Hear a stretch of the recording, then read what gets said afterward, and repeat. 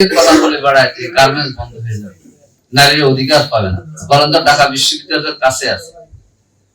Sadiq কাইমরা BP হওয়ার পর, ঢাকা বিশ্ববিদ্যালয়ের নেতৃত্ব দেওয়ার পর আমার কোন মেয়েটা বোনটা বলতে পেরেছে যে আমি ঢাকা বিশ্ববিদ্যালয়ে একজন গর্বিত ছাত্রী হিসাবে আমি চলাফেরা করতে পারতেছি না?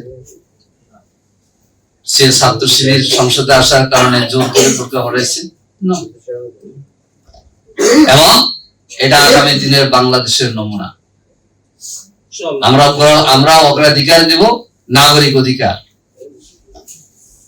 আমরা অগ্রাধিকার দেব নাগরিকদের সম্মান।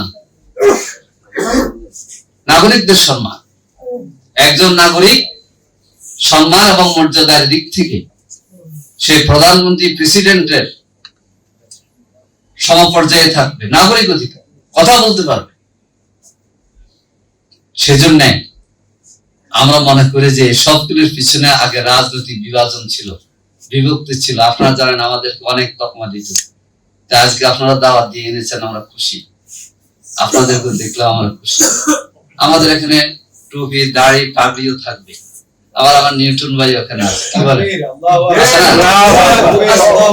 আবার আমার ওই কবি সানজিদা বোন আছে, ওইদিকে বোনেরা আছে। এই জন্য মা বোন ভাই বোন পিতা মাতা সবাইকে নিয়ে সুন্দর বাংলাদেশ গড়ার জন্য আমরা সামনের দিনগুলোতে কাজ করব।